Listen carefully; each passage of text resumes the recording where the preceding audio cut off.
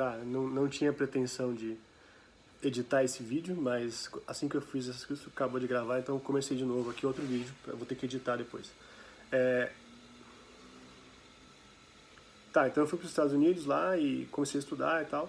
E lembra que eu falei que eu sou um cara muito visual, né? Então a experiência que eu tive nos Estados Unidos foi de roupa, comprar coisa legal, coisa de marca. Eu sempre gostei de basquete e tal. E lá nos Estados Unidos eu fui participar de um retiro de novo, porque minha tia ia. Era um retiro que meu primo estava organizando, meu primo de São Paulo. Minha família de Curitiba é católica, mas de São Paulo, puta merda. 10 vezes mais. E na época essa diferença era muito grande, assim, de profissão de fé, assim, família e tal. E nessa, minha tia falou, eu vou nesse retiro, se você não quiser ir, tudo bem, fica em casa, mas eu vou. Só que tava no inverno, com neve. Amanhecia às 8 da manhã, sei lá, 7 horas da manhã, o sol se põe às 4 da tarde. Ia ficar em casa fazendo o quê? Eu lembro que tinha um evento que eu queria ir que eu não ia poder mais ir. Eu falei, eu vou. Meu primo vai estar lá, pelo menos eu vejo ele, eu vou ficar com saudade. Já estava lá fazendo uns dois meses, mais ou menos, um mês e meio. Eu vou. Aí eu cheguei lá e encontrei um frei, que por sinal era o Padre Roberto, fundador da Toca de Assis.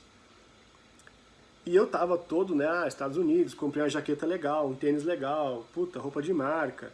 Roupa de marca sempre mexeu muito comigo, assim, esse negócio de roupa.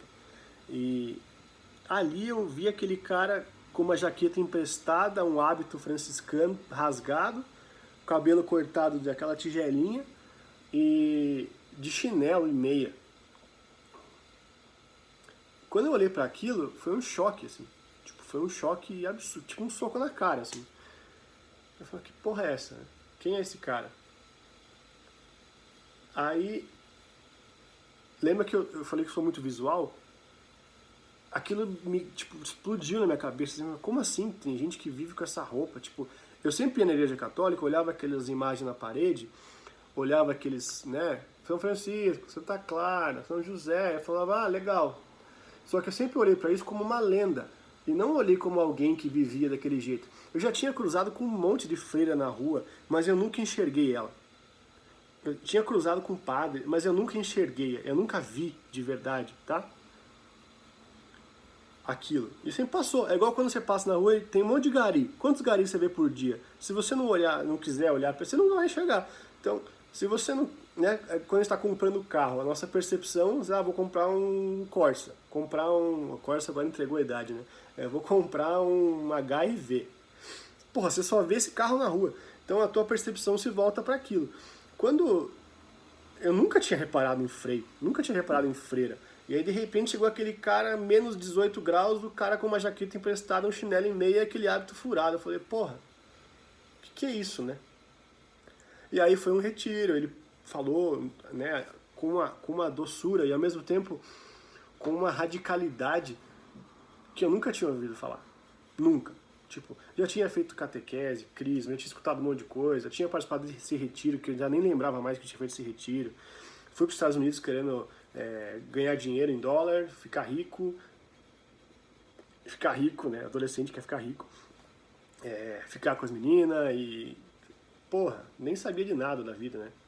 E aí chega esse cara e fala sobre a alegria da pobreza e o Santíssimo Sacramento e adorar Jesus e ser de Deus e acreditar firmemente que Jesus Cristo é o Senhor. E aquele monte de jovem com camiseta de igreja e todo mundo aleluiado lá, e mão pra cima, e puta merda, que merda que eu fui me enfiar, né? Ali eu falei, cara, isso aqui não é pra mim, não. Só que aí esse homem foi falando, e eu lembro que depois das palestras dele, eu tinha entendido o que eu conseguia, né? Mas foi a primeira vez que eu fui na missa. E aí lembra que eu falei no começo do vídeo sobre o sabor da hóstia e o sabor do vinho? Eu lembro que eu comunguei pela primeira vez ali. E ali eu me perguntei, será que todo esse tempo que eu fui na igreja, eu não fui na igreja? E dali em diante, eu nunca mais fui à missa igual. Pô, mas a pergunta é sobre duvidar da minha fé. Então, lembra que eu falei que fé é um dom sobrenatural? Sim, é um dom sobrenatural. Só que nós não somos sobrenaturais. Nós somos carne e osso, né? E eu poderia muito bem olhar para a vida, olhar para a situação humana como começo, meio e fim, né? Como um ateu que, quando a gente acaba é uma escuridão profunda, acabou tudo. Então a minha fé não ensina isso.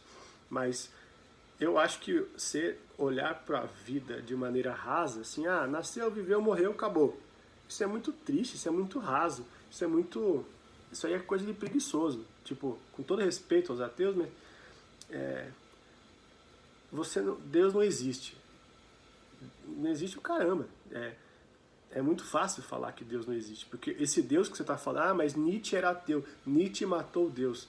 Não matou coisa nenhuma. Nietzsche matou o conceito que ele tinha de Deus, e não Deus. Tipo, quem é Nietzsche? Porra. É muito fácil você criar um argumento, ou criar um estereótipo, criar uma caricatura da igreja, criar uma caricatura de Deus e martelar ela. E às vezes que eu vi que eu duvidei da minha fé, foi quando eu fiz isso.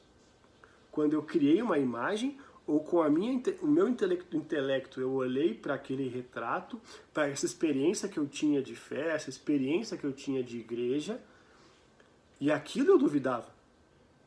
Em cima daquilo eu duvidava. Então, inúmeras vezes eu duvidei da minha fé nesse contexto, tá? E não acabou aí não. Porque quando eu tive toda essa experiência dos Estados Unidos e tal, que aí foi um processo que eu chamo de conversão, foi em 2005 isso. 4 para 2005. Não acabou aí. E aqui eu quero voltar, então, a fé é um dom sobrenatural. Só que existe, quem já foi, né? Tipo, isso aí padre usa direto, o processo de conversão, você vê a vida dos santos, você vê que tem um cara antes e depois. Eu aceitei Jesus. Agora eu aceitei Jesus. Isso aí é a forma que já virou até estereótipo de falar, né? Quando você liga a televisão aí, aceita Jesus, Jesus Cristo é Salvador, Jesus Cristo é o Senhor da sua vida. As pessoas estão é uma forma pejorativa de falar do momento de conversão. O processo que mais explica isso é a metanoia, né? Do grego, né? Mudar de sentido, mudar de direção. E isso é importantíssimo, porque quando a gente... Deixa eu fechar a janela aqui que começou um alarme do nada. Quando a gente fala de conversão, de mudar de atitude, ontem até escutei uma live que falava justamente sobre isso. Não é mudando de ideia que a gente muda de atitude. É o contrário, né? É quando você muda de atitude que você muda essa ideia que você tem. De novo, se todas as boas intenções que eu tive me fizessem uma pessoa melhor, nossa, eu tava já santão, já, com a auréola na cabeça aqui, levitando. Mas não, é quando você muda de atitude que aí então as ideias começam a fazer um outro sentido.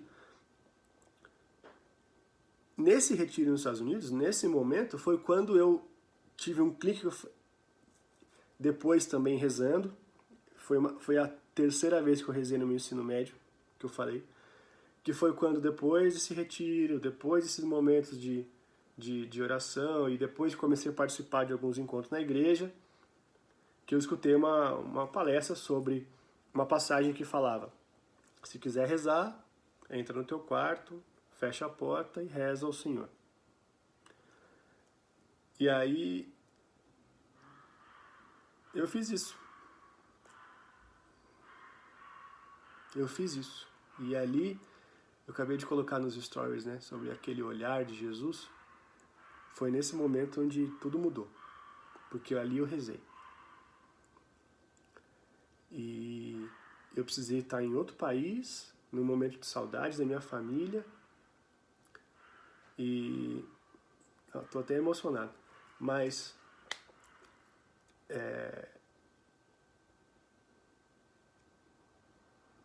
quando eu entrei sabe qual foi a minha oração?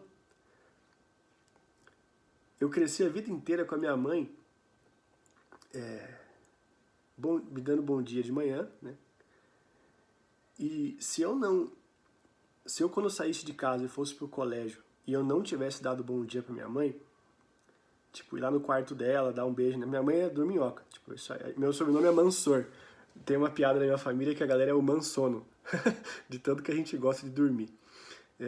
Então a minha mãe, ela sempre saía assim do quarto, até hoje, assim, dá tipo 9h30 da manhã, 9 horas da manhã, aquela 8h30, sei lá, ela acordou, nossa, parece que tá saindo de um urso, assim, da caverna que tava hibernando, sabe? Porque dorme profundo.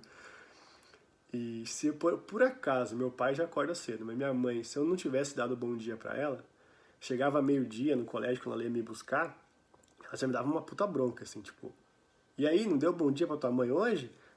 Tipo, cadê? Por que você saiu de casa e não me deu bom dia? E aí eu, mãe, tá, adolescente, né? E aí quando eu tava morando lá nos Estados Unidos, a minha tia, que super querida, não é minha mãe. E ela falava assim, ó, o colégio é lá, você vai andando, a cozinha tá aqui, faz seu café da manhã, acorda no horário, você tem despertador? Tenho. Tem comida na geladeira, acorda e vai pro colégio. Tchau. E foda-se. E não era eu e a minha casa. E nesse momento, sabe, a minha oração então foi: Jesus, que saudade que eu tenho do bom dia da minha mãe.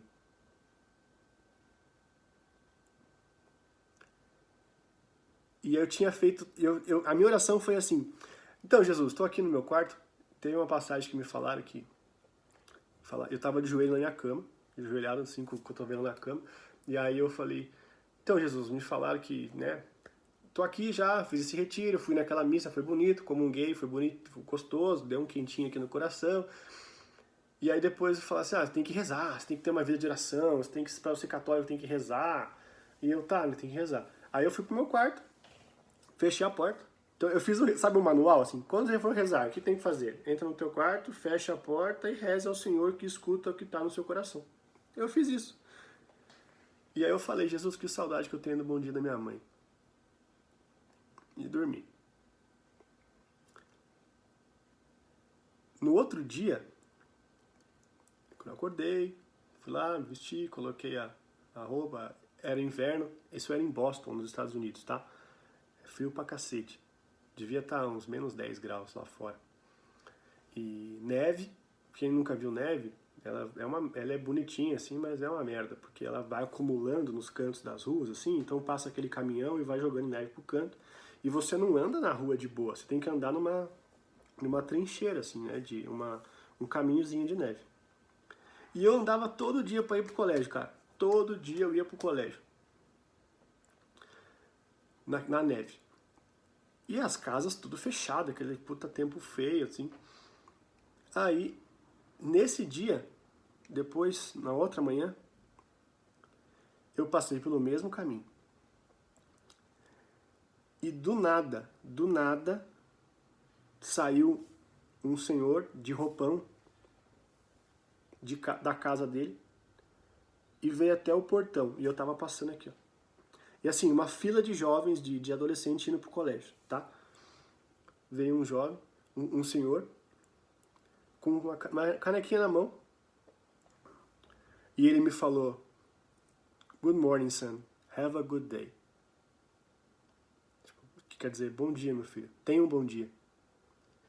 E aí eu, na hora assim, caralho. Tipo, que porra.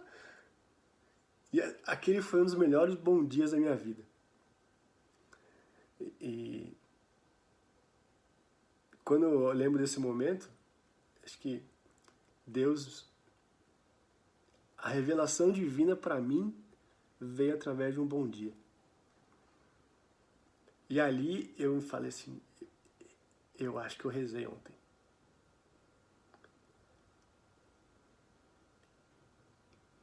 E dali em diante eu nunca parei de rezar. Eu nunca mais parei de rezar.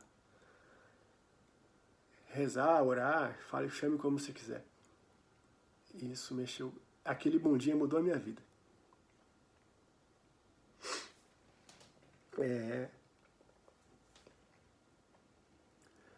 Só que eu tinha vergonha de rezar.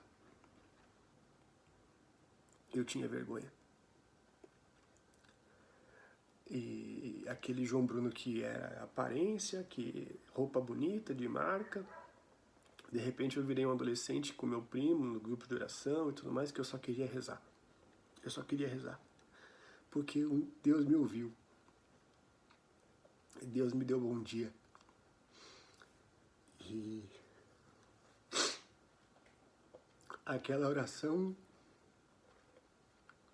mudou a minha vida.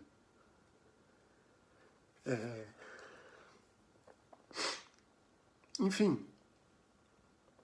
Só que quando eu comecei a rezar, e aí eu olhei pra mim mesmo e falei, bom, já que você vai ser católico, você tem que entender isso aqui, né? Você tem que entender essa igreja, já que você tá falando que você vai ser católico. Aí eu comecei a estudar. Eu comecei a ler a vida dos santos, entender, pesquisar, conversar com pessoas sobre isso. E, cara, eu tinha muita vergonha de publicamente professar a minha fé, assim. Só que Deus foi tão bom comigo porque eu tava em outro país, então era muito fácil, né? Porque você tem novos amigos, novas amizades. Você não tem uma reputação, por mais que adolescente tenha que reputação que eu tenho a zelar. Puta merda, mas eu tive a oportunidade de recomeçar. Lembra que eu tinha rezado isso? Uns 2 anos antes disso. E eu lembro que na época, no MSN, conversando com um amigão meu aqui do Brasil, a gente sempre andou de skate junto e tal. E aí ele tava contando, tá? Como é que era e tal. E eu tava com aquilo dentro de mim, assim, de um jeito... Nossa, cara. Tipo, eu só pensava nisso, só queria rezar, eu tava lendo a Bíblia. Porque, sei lá, foi um momento ali, o Jesus, João aleluiado. João aleluia. E... glória a Deus. Aquele momento, eu já tava pensando que, mês que vem eu tenho que voltar pro Brasil, né? E eu, cara, como que eu vou voltar pros meus amigos e vou continuar com essa vida aqui? Como é que eu vou continuar rezando, né? Já tava antecipando o frio na barriga, né? De ser diferente, de ser alguém diferente. E a tia lá dos Estados Unidos, eu lembro que ela ligou pra minha mãe, meus primos, e falou assim, olha, vocês tinham me falado que o João Bruno não era muito de igreja, e que não era muito de fé, e esse moleque aqui não tá saindo da igreja não, ele não para de rezar, não é esse João Bruno que veio pra cá, tá voltando o outro João Bruno pro Brasil. Meus primos até hoje tiram sarro de mim disso aí. E quando eu voltei, eu lembro que eu conversando então com esse meu amigo no MSN ali, no chat, eu falei, olha, eu tô um pouco diferente. E eu falei. Aí ele, como assim, né? Eu falei, cara, eu tive um retiro aqui, foi legal, explicando como eu podia. Aí ele me perguntou assim, de boa, tem um monte de gente que reza antes de descer as ladeiras de skate. E... Você vai continuar andando de skate com a gente? Eu falei, vou. Ele, então de boa, reza antes e pronto. E naquela hora eu decidi que essas atitudes que eu estava tendo, que me fizeram mudar de ideia, eu devia continuar e que tinha que enfrentar isso. Apesar de duvidar muitas vezes da minha fé, como é que seria no Brasil. E aí eu voltei pro Brasil. E eu duvidei porque eu era a mesma pessoa. Quando eu voltei para os mesmos amigos, para os mesmos lugares, para as mesmas rotinas, para a mesma igreja, para a mesma paróquia que eu participava antes, será que eu tinha fé mesmo? Aquilo que tinha acontecido nos Estados Unidos comigo, e agora eu voltava para o mesmo lugar, né? Santo de casa não faz milagre. Por que será? Porque é a mesma coisa, a mesma rotina, é o mesmo dia a dia. Será que Deus está ali mesmo? Foi difícil, eu duvidei da minha fé ali. Enfim, vamos lá. Bom, eu falei pra vocês já, eu botei alguns stories naquela minha decisão impulsiva de ir pra toca, né? Que na segunda-feira eu decidi, no sábado eu tava lá já. Eu precisei disso, eu precisei fazer isso. Já falei dessa história. Mas todas as vezes desde então que eu fico sabendo de padre religioso, pedófilo, sem vergonha, com falta de testemunho, falta de fé, eu duvidei várias vezes já. Mas será que eu tenho o direito de duvidar? Será? Tipo, se a fé é um dom sobrenatural, eu tô duvidando de quê? Eu tô duvidando de um Deus criador que criou o céu e a terra? Ou eu tô duvidando de um conceito que eu tenho de Deus que precisa amadurecer? E aí agora entrando já na época da toca, eu morava em Campinas, a primeira cidade que eu fui morar. E como você está na vida religiosa, a gente tinha ali as várias etapas, né? E no começo você não usa nenhuma roupa, assim, por cima. Era só um bando de moleque com cabeça raspada, calça e camiseta marrom. Parece um moleque de rua, assim, se você for ver. A gente ia andando em grupo ali, rezando o terço na rua. Então era uma profissão pública de fé, né? Você rezar segurando o terço na rua, todo mundo vai te olhar, né? E tinha os pastores, assim, aqueles pastores que ficam gritando no centro, assim. Em São Paulo é bem comum isso. Aqui em Curitiba não tem muito. Mas em São Paulo, na Catedral da Sé, lá na frente, em Campinas, então, aqueles pastores gritando, assim. E gritando passagem bíblica decorada. Eu nunca fui um cara que nunca consegui decorar a passagem bíblica. Ah, porque em Mateus 5,17. Ah, porque em Atos 4,3. Ah, porque em Hebreus. Ah, porque em Isaías. Cara, eu nunca consegui fazer isso. Nunca. Mas quando eu olhei para minha capacidade de fé, de viver a minha fé, e não conhecer a Bíblia, com a mesma destreza, talvez, que esses pastores ou esses evangélicos conseguem, e eu os admiro muito por isso, eu duvidei. Tipo, será que eu tenho capacidade? Quando eu lembro aquele pastor xingando a gente lá, falando que Apocalipse, vocês ficam adorando imagem, não sei o quê. Será que eu vou ter um dia fé para rebater esse pastor aí? Eu confesso que aquilo ali mexia comigo, assim, eu tinha vergonha, porque aquele cara gritava muito alto, naquele calçadão, sabe? Mesmo já na toca. E na toca a gente tinha algumas coisas que a gente fazia que eram contra a nossa vontade, assim, né? A gente estava, querendo ou não, sendo formado para professar 3 votos. O voto de pobreza, castidade e obediência. E obediência consiste em você falar sim, senhor. Né? E como religioso, se o teu superior te fala vai lavar o chão, você vai lavar o chão. Não é um exército, onde se você não fizer isso você vai preso. Mas você deve obediência aos seus superiores. E isso eu aprendi na prática. E então, eu lembro, a gente tinha um trabalho de pastoral de rua, teve até uma pessoa que me perguntou para falar mais sobre pastoral de rua. Anota aí. Isso fica mais pra frente, tá? No outro vídeo. Mas na pastoral de rua a gente ia pra rua pra cuidar dos moradores de rua, dos irmãos de rua. E o que a gente fazia lá? A gente se reunia com eles já sabiam que a gente fazia isso sempre, viam a nossa roupa, a gente saía tudo gritando, os marronzinhos e tal. E, na verdade a gente ia lá pra quê? Pra cortar a unha, cortar cabelo, fazer a barba e conversar. E estar junto com eles, fazer companhia.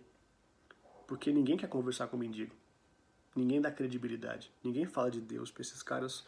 E não é questão de querer catequizar mendigo, tá? Eu não tô aqui querendo ser a igreja católica que fica impondo a sua doutrina sobre desde os índios, colonizadores, a sua cultura opressora. Pelo amor de Deus, não. A gente ia trocar uma ideia com os mendigos e ficar lá.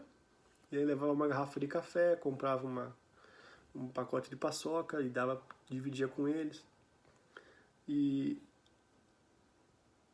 ali eu aprendi muito, porque a liberdade que a pobreza nos dava, e dá até hoje a esses irmãos na toca e tantos outros que professam o voto de pobreza e o vivem, é uma liberdade absurda.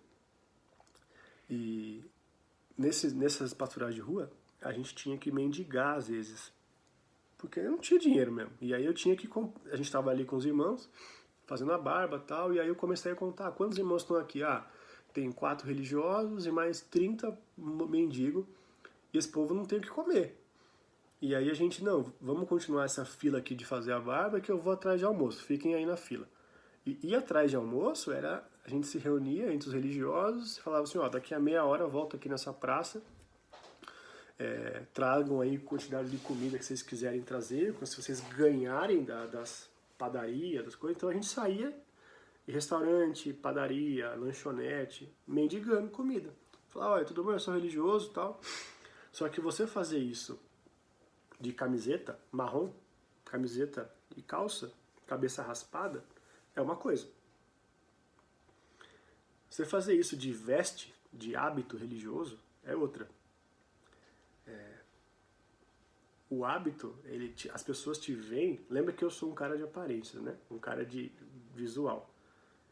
Isso mexe com as pessoas. Quando você vê uma freira na rua paramentada, né? Quando você vê um padre com um clésima aqui, ou de batina, aquilo te remete a alguma coisa. E a Toca sempre foi muito... A Toca de Assis sempre foi uma comunidade, um instituto religioso, que sempre usou hábito. E isso foi um dos motivos que eu quis entrar pra Toca também, porque isso me fazia exteriorizar a fé. E aí quando eu tinha que mendigar, era muito fácil conversar com as velhinhas, pedir dinheiro pra velhinha. Porque as velhinhas são sempre na igreja, né?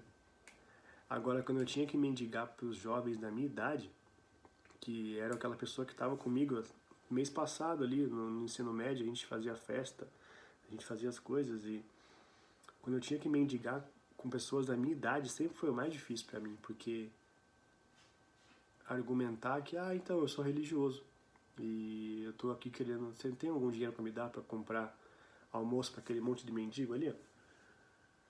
Era muito difícil. E isso foi um exercício que várias vezes eu me via diante dos jovens que eu tinha que professar a minha fé. Eu sou religioso. Apesar de não ter roupa de religioso, não ter uma veste de religioso, eu sou só um cara como você, com cabeça raspada, camiseta e calça e chinelo no pé, mas eu sou religioso, tudo bem? Meu nome é João Bruno, eu sou da Toca de Assis e eu cuido de morador de rua. Você tem R$1 para me ajudar? Isso era difícil. E eu duvidei várias vezes, mas olhando para o lado e vendo meus outros irmãos religiosos fazendo isso, eu ia até eles e conseguia pedir esmola. Enfim, são muitos momentos de dúvida, tá?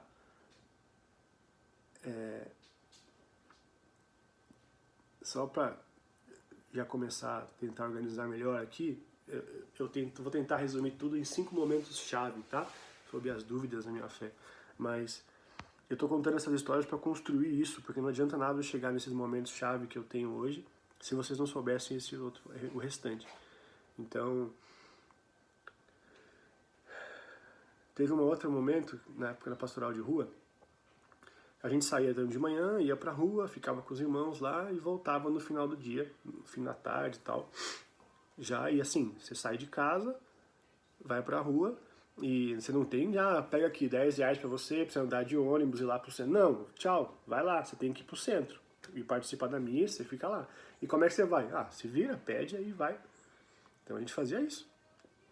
E teve uma vez só, que aí na época o meu guardião, a primeira vez, não uma vez só, mas a primeira vez que ele chamou a gente, falou, viu? Isso era acho que devia ser umas 7 da noite, assim. E a gente fazia pastoral de rua durante o dia e tal, e eram os vocacionados, né? Porque você tem as várias etapas. Então, o vocacionado é o primeiro, é o soldado, né? O vocacionado, aspirante, postulante 2 e depois noviço. Eu era vocacionado ainda. Eu lembro que o meu guardião me chamou para dormir na rua. E a gente tudo feliz, né? Porque, nossa, vou dormir na rua. Nossa, que legal, vou dormir na rua. Nunca dormi na rua. E é loucura, né? Falar isso agora, mas a gente ficou muito feliz porque ia dormir na rua. Porque a gente ia viver o que os irmãos vivem. Ia passar o que eles passam, sabe? Mas eu não fazia ideia, né? Vamos dormir na rua, vamos lá, tal. Porque em casa, a gente já dormia no chão. na toca, né? A gente já dormia no chão, botava um papelão, pegava uma coberta, colocava no chão e pegava outra para se cobrir e pronto. Né? No começo ficava tudo zoado, doía tudo, mas depois foi um dos meus melhores sonos foram no chão. E aquela noite a gente foi pra rua dormir, e eu lembro que éramos uns 4, 5, e mais um irmão, nosso guardião. E a gente foi dormir embaixo de um viaduto. Lá em Campinas, o viaduto daqui da Ban. Eu nem lembro certinho. Só lembro que é o viaduto daqui da Ban, assim, tem uma praça na frente. É até perto da catedral ali. E quem disse que eu dormi? Quem consegue dormir na rua? A gente, na verdade, pelo cansaço, você dá uma delirada, assim, põe a cabeça ali. E eu nunca esqueço que na primeira vez que eu dormi na rua, uma moradora de rua, jovem, usuária de algum tipo de droga, ela acordou a gente, assim, do nada. Devia ser umas 3, sei lá, 2, 3 da manhã. Ela pegou no meu pé, assim, no pé de alguém do meu lado, nem lembro. E, assim, tipo, chamando a gente. E todo mundo acordou, assim, cara, porque você não tá dormindo. Ninguém dorme em paz na rua, né? Ela chamou, a gente acordou, assim, o coração, pá. E aí ela, tem fogo, tem fogo, tem fogo, tem fogo. Tipo, querendo acender um cachimbo de crack. E, não, a gente é religioso, a gente é da toca, a gente é religioso. Aí o irmão, nosso guardião, acordou, tirou o capuz, assim, mostrou o cabelo dele. Aí ela, desculpa, irmão, desculpa, e saiu. E ela tava na noia da droga, assim. E o coração todo, e a gente entra, nossa, tomei um puta susto, nossa, que susto, que susto. E ali eu entendi por 2 coisas. Ninguém dorme na rua. E eu entendi por que o mendigo bebe. Porque o frio que você passa... Era verão, tá? Eu tava dormindo no verão, na rua. Eu tava com muito frio. Só por causa do vento. E ali eu sempre falei, porque mendigo, vagabundo, ficar bebendo. Uma coisa é você ser pobre, outra coisa é você ser bebum. Cara, se eu dormisse na rua, eu era o primeiro a pedir cachaça e tomar. Eu era o primeiro, tá? Primeira coisa que eu tava lá, Jesus, isso aqui, eu quero ser religioso, eu fui pra toca e tal. Se eu tivesse uma cachaça, eu tomava. Tomava de golão, assim, pra esquentar. Tá? Então antes de você olhar pro mendigo na rua e ficar julgando ele porque ele é vagabundo, porque eu vou dar esmola pra ele beber cachaça, foda-se, quem é você pra julgar o cara? Você é um bosta perto dele, porque ele tá tentando sobreviver, e você tá julgando ele se ele precisa de dinheiro ou não. Então, eu seria o primeiro a beber, como religioso, tá? E eu tive muito medo na rua, por causa da insegurança. Mas a liberdade da pobreza na toca me fazia ir pra rua e querer dormir lá, pra sentir o que os irmãos sentiam. E ali eu duvidei da minha fé. No sentido de, será que é essa que eu quero? Será que eu preciso disso para ser religioso? Será que eu preciso disso para ser santo? Será que eu preciso disso para seguir Jesus? E ali foi muito difícil. Enfim, muitos momentos de dúvida nessa mira, na toca, vários outros momentos. Eu vou entrar aqui então nesses 5 momentos-chave para tentar resumir um pouco alguns pilares de dúvida, tá? Eu sei que eu já falei quase 1 hora aqui, mas eu precisava construir esse argumento para trazer de fato o que eu considero como hoje, quando você me fez essa pergunta, se eu duvido da minha fé, se eu já duvidei, como eu superei isso, sim, cara, eu duvido. Eu não vou falar diariamente, mas direto eu duvido da minha fé, tá? Então, teve um episódio na toca que eu tava na cozinha, a gente era dividido por funções de trabalho, e eu já fui da lavanderia, da enfermaria e tal, mas eu tava na cozinha. E era uma cozinha para cozinhar para 30 pessoas e tal. E como a gente vivia de doação, cozinhava o que tinha na casa, e chegava a cesta básica, e aí o dinheiro que chegava a gente tentava complementar, comprar uma carne, uma mistura, né? E aí, se tem uma coisa que a gente fazia na toca com muito carinho, era celebrar o aniversário. Porque quando você está na rua, ninguém te dá parabéns. Ninguém louva a Deus, ou ninguém te dá, nossa, que alegria a sua vida. Ah, parabéns pelo dom da sua vida. Você é um mendigo, cara. Ninguém quer você perto. Você é um lixo da sociedade. E a Toca não, a Toca pegava esses caras, pegava no colo e ia morar com a gente. E a primeira coisa que a gente tentava fazer era restaurar a dignidade dele enquanto dava valor para a vida dele. E o que melhor do que isso, do que celebrar o aniversário da pessoa? Então era uma vitória quando a gente descobria a data de nascimento da pessoa, seja ela verdadeira ou uma mentira que o cara contava pra gente para poder ser aceito. Ah, não, nasci nesse dia aqui, ó. Ou quando o cara mentia o nome porque ele tinha um antecedente criminal e ele não tinha documento, de propósito, não tinha documento, mas porque a gente não julgava ele, simplesmente acolhia o cara. Então, celebrar a vida na rua, cantar parabéns para você nessa data querida, muita felicidade, muitos anos de vida, tem outro significado. E aí a gente tava ali na Toca, tal, eu tava na cozinha, e aí me falaram, ó, viu, amanhã é aniversário do tiozinho lá. E eu olhei lá, o que tem aí pra fazer a festa? Ah, tem que fazer bolo, tem isso, tem aqui uma garrafa de refrigerante, tem mais 10 reais, sei lá. E aí, esse é o aniversário da manhã e tal. Ah, e depois de amanhã é do outro tiozinho. Eu falei, tá, mas 2 aniversários? Eu fazia faculdade de economia, tá? 2 aniversários? Pô, vamos fazer uma festa só, né? Um hoje e um amanhã. Já junto os dois, só tem uma dúzia de ovos, farinha, já faz uma festa, economiza, parabéns, aí valeu, acabou. E aí meu guardião falou, não, hoje é hoje, amanhã é amanhã. A cada dia basta o seu cuidado. Aí eu, você tá de sacanagem, né? Como assim? Se já somos pobres, já não tem farinha, arroz para todo dia, né? Ficar fazendo festa todo dia, né? Não faz sentido isso, como assim? A gente vive da providência, mas também vai abusar da providência, né? E outra, o morador lá, o acolhido que fazia aniversário amanhã, eu não gostava muito dele. Mas o outro, a casa inteira amava ele.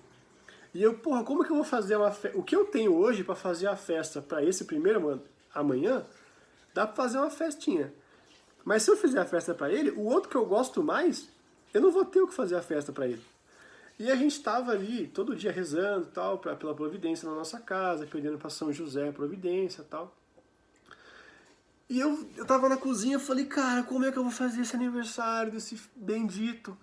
Eu não tenho dinheiro e tal. E aí eu lembro que a gente conseguiu que um outro morador da casa do lado, a gente morava na casa-mãe, em Campinas. Quando a gente foi lá no artesanato, pedir para um morador acolhido fazer o bolo para ele, porque ele sabia fazer bolo, eu não sabia fazer bolo. Ele fazia pra gente lá, colocou o nome dele, fez toda uma festa, a gente cantou parabéns e tal. Eu lembro que aquela noite eu dormi mal, eu falei, cara, como que eu vou fazer o aniversário? Porque o mesmo guardião que me falou a cada dia basta o seu cuidado, ele chegou para aquele outro fazer aniversário amanhã e falou assim, amanhã é a sua festa, hein? E eu ali, né, tipo, puta merda, né? Amanhã eu vou ter que fazer uma festa para ele que eu não tenho nada na despensa. Mas eu, amanhã é a sua festa, tá? Olha só que bolo bonito e tal. E aí eu fui dormir aqui na noite e falei, nossa, Jesus, socorro, como é que nós vamos fazer a festa pra esse irmão aqui e tal? E aí eu já acordei, já fui pra cozinha e nada. E o que tem na despensa? Nada. E não tem dinheiro, nada. E o irmão, meu guardião, ele passava na janela da cozinha e falava, e hoje vai ter festa, hein?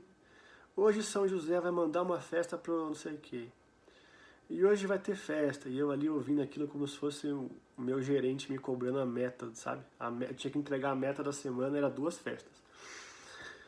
E eu, meu Deus do céu, fazer essa festa, quero ver essa festa. E meu Deus, me ajuda, São José, providenciar, e Nossa Senhora, providenciar e tal.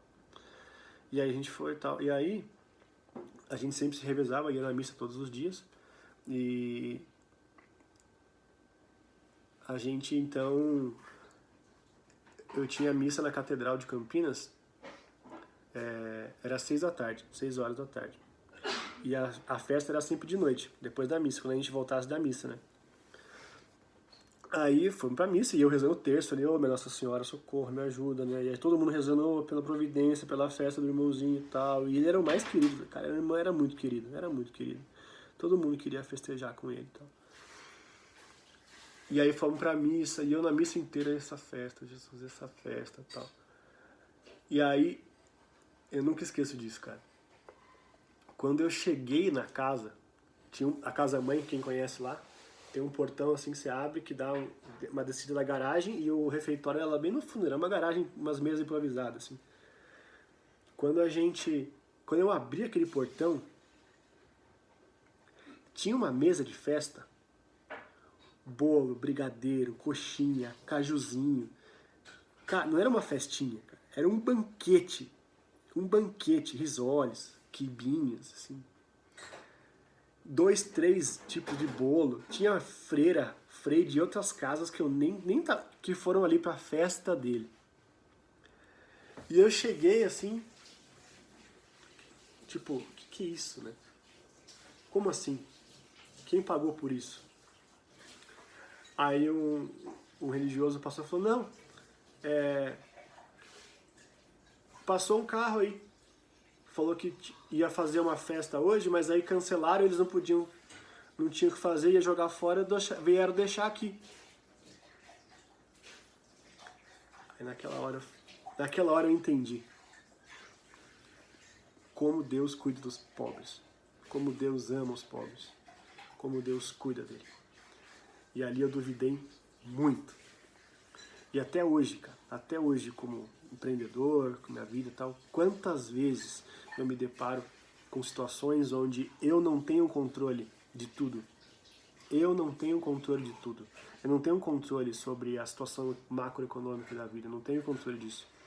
Mas Deus cuida de mim. E aí quando São Francisco tão sabiamente exaltou, né, aquela passagem onde ele falava, né, olhai as aves do céu, olhai os lírios do campo, que não colhem nem ceifam, mas Deus os cuida com muito mais carinho, né? Então, quantas vezes eu tenho situações que eu não controlo e eu duvido da minha fé porque eu não confio em Deus. E hoje mesmo, né? Quantas vezes eu faço isso? E será que eu posso duvidar? Mesmo tendo vivido isso lá atrás? Será que hoje eu posso duvidar com essa situação que eu estou vivendo, com essa crise global? Será que eu posso duvidar que Deus cuida de mim? Essa é uma dúvida de fé que eu tenho, cara. Direto. Esse é o primeiro ponto. Chave. O segundo ponto chave.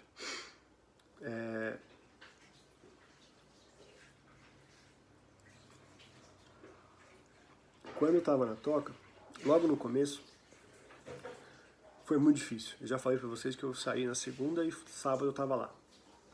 A gente só conversava por telefone. E assim, aqui em Curitiba, na minha família, eu só tenho um irmão, somos em 2, é uma família, né, 4 pessoas.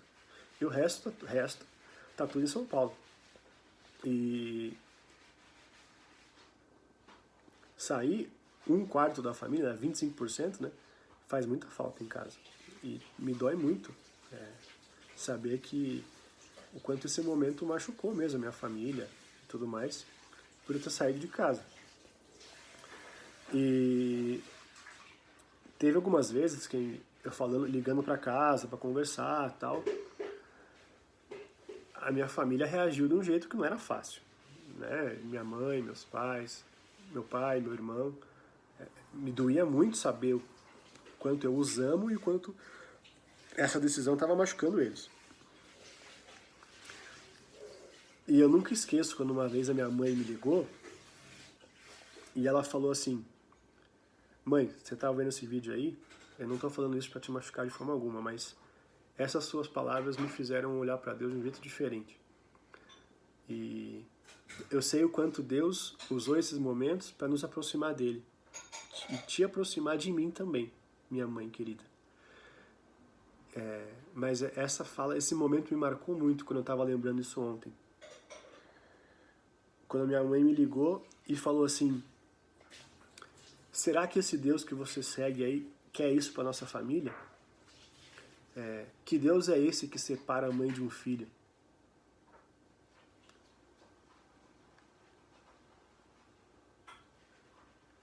Quando eu ouvi isso,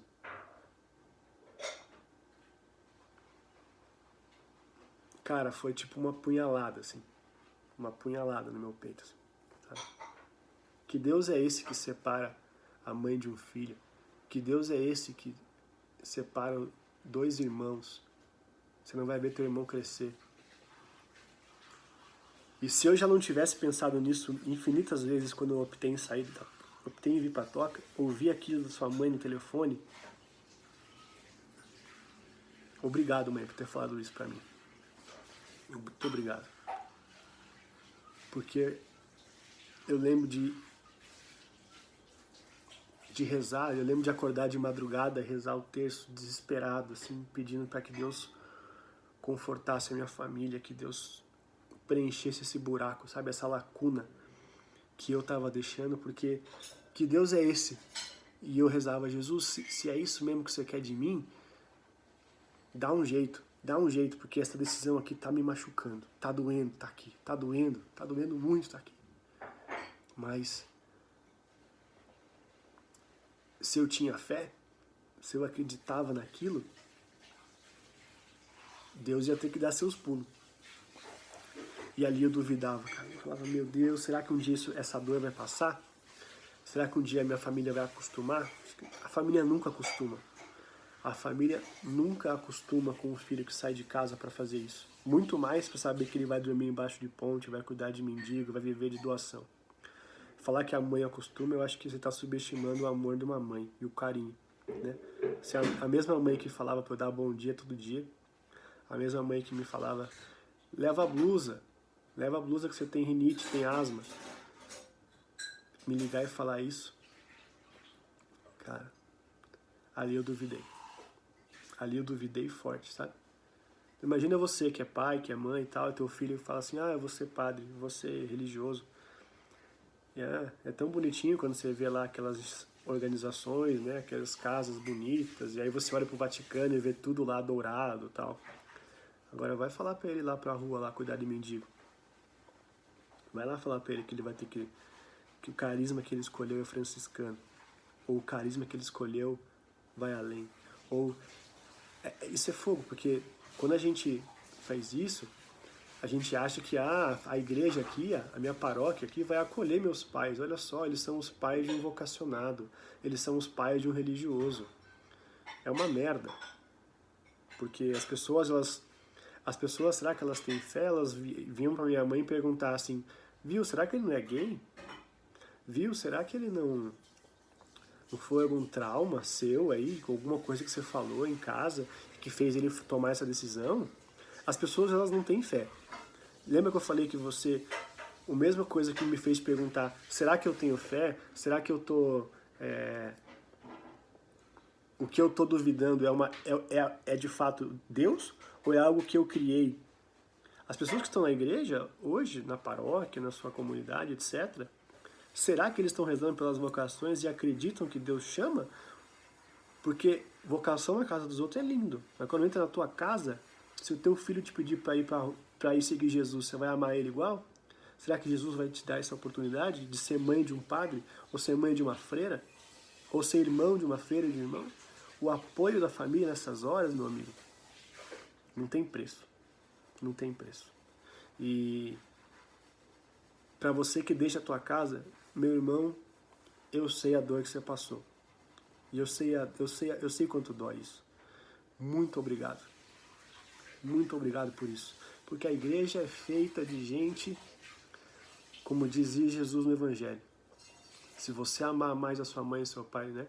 Deixa que... eu posso enterrar minha mãe? Não. Venha. Quer me seguir? Tome tua cruz e siga-me. Dói, cara. Dói. Dói demais fazer isso. Mas Deus sabe o que faz. E ali eu duvidei, cara. Então, para de olhar para a igreja como uma ONG, tá? Que só tem uma ONG que é um bando de gente com um objetivo comum, sabe? Pessoas que não têm fé. Muitas pessoas, elas acham que a igreja é isso, sabe? Um monte de gente que quer fazer o bem e rezar as orações decoradas lá. Para de olhar para isso, cara. Pelo amor de Deus, cara. A igreja não é ONG, tá? A igreja é um dos lugares que mais acumula gente ruim, gente fedida, gente... A igreja é uma curva de rio. Só para as tranqueiras. Só para a gente ruim, tosca. Só para a gente... Jesus parece que atrai só a Austrália. Porque é ali que ele faz a graça dele. É ali que ele mantém a sua história. É ali que ele ama. Sabe? A fé não é uma coisa que você gera em você. Ah, é assim, hoje eu vou ter mais fé. É uma coisa que você pede todo dia. Senhor, eu creio, mas aumenta a minha fé. É nessas horas que Jesus vem na tua carne ali. E outra, é nessas horas que o demônio joga na tua cara. Você tem fé? Então eu vou tirar sua mãe. Você tem fé? Eu vou tirar seu emprego. Você tem fé? Eu vou tirar a sua segurança disso, daquilo. E aí? Você vai duvidar? Eu, João Bruno, vou duvidar? Vou olhar para a cruz e falar, e aí? Tá entendendo agora o mistério da Quinta-feira Santa? Por que Jesus chorou, agonizou? Será que a gente tem fé? Então, não é tão simples assim. A revelação divina não é Jesus nasceu, se encarnou, acabou. Não, ela está acontecendo até hoje. A revelação, ela está se aperfeiçoando, como a igreja nos ensina. Né? Ela teve a plenitude da revelação, ela já aconteceu. A gente só está descobrindo ela aos poucos, porque ela é tão intensa, ela é tanta coisa, que não dá para Deus mostrar tudo de uma vez só. Então ela está acontecendo. E ela está acontecendo em mim, está acontecendo em você, está acontecendo em todos nós. Então esse foi um segundo momento chave, né? Se eu duvidei da minha fé. Um terceiro momento, cara, que é o fundador da Toca, Padre Roberto, ele é um cara a quem eu devo grande parte do que eu tenho hoje como fé e tal, e é um cara que eu amo profundamente, como eu amo o Padre Roberto. E como eu amo o testemunho dele, porque graças a ele eu posso hoje ter uma fé como eu tenho, apesar das falhas dele. Tá? E por muito tempo eu confesso que a gente enxergava ele como o nosso fundador e como uma pessoa, nossa, o Padre Roberto é santo, o Padre Roberto é o santo na terra. Tal. Eu ainda acredito que Deus vai revelar muita coisa através do Padre Roberto, apesar dele. Tá? E independente dos cenários, independente das coisas que o padre fez, independente da história dele, eu acredito que ele é um instrumento de Deus na Terra. Independente, tá? E quando eu estava na Toca, eu estava lá em Cotia já, na enfermaria, cuidando daquele monte de gente que eu falei, 130 acolhidos, e a minha rotina era absurdamente cansativa. Tá? Acho que eu tive quase 2 episódios de estafa, assim, de cansaço na Toca, sabe? E teve uma vez que começou uma notícia na Toca de que o Padre Roberto tinha abusado de jovens, que era pedófilo, tudo mais, e um monte de boato, assim, sabe? De novo, eu não sei das coisas que aconteceram a fundo, tudo era um telefone sem fio, naquela época não tinha internet como tem hoje, era gente se ligando escondida, falando que o Padre Roberto não sei o quê, porque o fundador da Toca não sei o quê. Saia desse caos, tá? Saia dessa situação e olhe para a seguinte situação. Você, jovem, deixou tudo na sua vida para seguir Jesus e foi viver nessa instituição. Essa instituição tem um líder. Esse líder é um exemplo de fé pra gente. Pega esse líder e joga fora e fala assim, fica agora na instituição. Sabe esse líder aqui que você olhou pra ele e falou, nossa, esse cara é um cara virtuoso. Nossa, esse cara aqui é um cara que me levou para Deus. A minha conversão se deu por causa de uma pregação dele, de uma fala dele. O que ele falava como testemunho, a forma como ele celebrava a missa, as virtudes que a gente via nesse cara. Pega tudo isso e fala assim, foda-se. Não quero isso. Tira isso da sua frente. Você não tem mais isso. Tudo isso que você construiu sobre essa pessoa, sobre esse líder, não existe mais. Tá? Um dia eu tava na toca, lá, e uma irmã, que tenho muito carinho, hoje ela não é mais freira, ela me ligou falando, João, você tá sentado? Escuta aí, eu preciso te falar isso porque aconteceu isso, isso, isso. E ela vomitou um monte de coisa na minha cabeça. E falou, eu precisei te ligar porque eu sei que você é um cara sério, eu sei que você é um cara bom, que eu gosto, e eu preciso te contar isso porque as pessoas estão sendo enganadas. Aí eu ouvi aquilo. Ela, anota meu telefone aí, se você quiser falar comigo, eu tô na casa dos meus pais, eu tô saindo da toca e tal. Aquele foi um dos piores dias da minha vida. Porque eu nunca imaginava receber aquela ligação. E eu estava quase entrando para o noviciado, que era a etapa onde eu teria que professar meus votos. Eu já estava há 3 anos, 2 anos e pouquinho na toca. E foi a etapa que eu tinha que decidir se eu queria aquilo para minha vida ou não. Se eu tinha fé ou não. E eu ia professar os meus votos de pobreza, castidade e obediência. E eu lembro que eu não consegui dormir, não consegui mais fazer nada. Eu entrei em parafuso. Eu tive uns pesadelos de noite, assim. Eu lembro que eu sonhei com aquela casa de Cotia, aquela casa gigante. Eu sonhei com aquela casa toda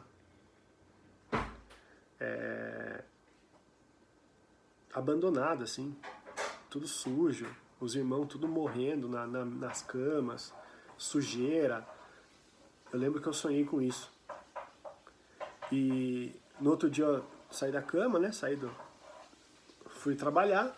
Quem disse que eu conseguia trabalhar, né? Como é que você trabalha com isso na sua cabeça? Tudo que você acredita de uma situação, todo esse cenário, não tem mais. Aí eu lembro que eu peguei o telefone e liguei pra irmã. Falei, irmã, aqui tudo bem? Viu? Por acaso você me ligou ontem? Por acaso você me falou isso? Porque na minha cabeça tinha travado.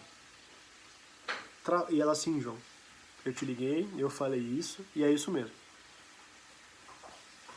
E eu tava à frente da enfermaria. Tinha 130 vidas que eu tinha que cuidar, com medicação, porque se não desse remédio, os loucos começavam a pular pela janela. Se não desse alimentação direita, se não acompanhasse a pressão. E eu não podia falar isso pra ninguém, porque se eu falasse isso ia ser um caos naquela casa, eu fiquei segurando aquilo dentro de mim. E aqueles foram os meses, um mês, eu não sei quanto tempo que isso aconteceu, quanto que isso durou, tá? Mas foi uma época mais difícil da minha vida. Uma das. E eu não conseguia entrar na capela. A gente tinha uma rotina de adoração de 3 a 4 horas por dia, de ficar ali diante de Jesus, no Santíssimo Sacramento, né, na hóstia consagrada, adorando Jesus, em silêncio. Então, todo esse conhecimento, como o Giovanni estudou, como o Giovanni não tem conhecimento e tal, isso aí, meu filho, são 3, 4 horas por dia de joelhos diante do Santíssimo, olhando para Jesus e falando, o que você quer que eu faça, Jesus? Como que eu vou lidar com esse o meu orgulho? Como é que eu vou lidar com essa minha fé?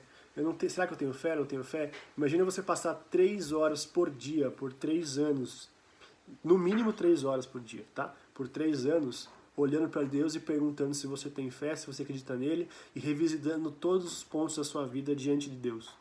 Era isso que eu fazia, todo dia. Eu não conseguia entrar na capela. Não consegui.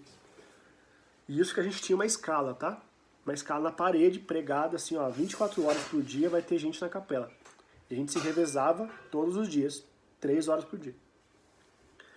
E eu, como eu estava na enfermaria, eu tinha uma certa autonomia, liberdade de falar, viu, eu tenho médico, vou ter que acompanhar o irmão lá no Hospital das Clínicas.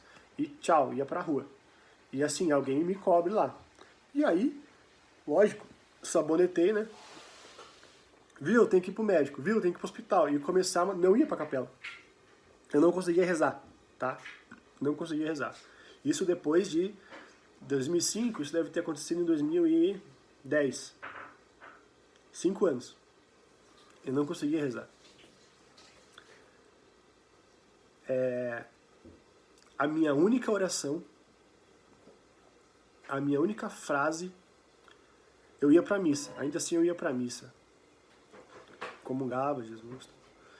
Mas tudo virado, tudo mexido dentro de mim, tudo mexido. A minha única frase para Deus era: Senhor, cadê a verdade? Qual é a verdade? O que é a verdade? Qual é a verdade? Eu quero a verdade, me dá a verdade, eu quero a verdade. Cadê? Será que essa irmã mentiu para mim?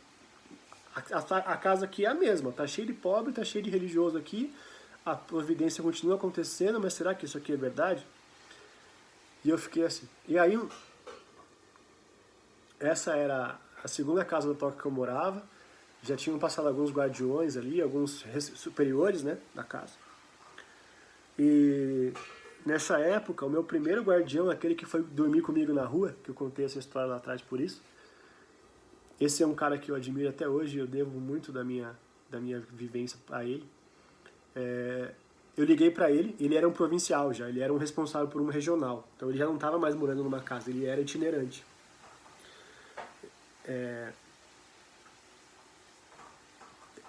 Eu liguei pra ele e falei: irmão, só que eu não sabia como falar pra ele, porque, né, como é que eu vou chegar pra ele? Vai que ele não sabia, podia estar mentindo, podia estar acabando com a vida dele, né, quem quer fazer isso com o outro?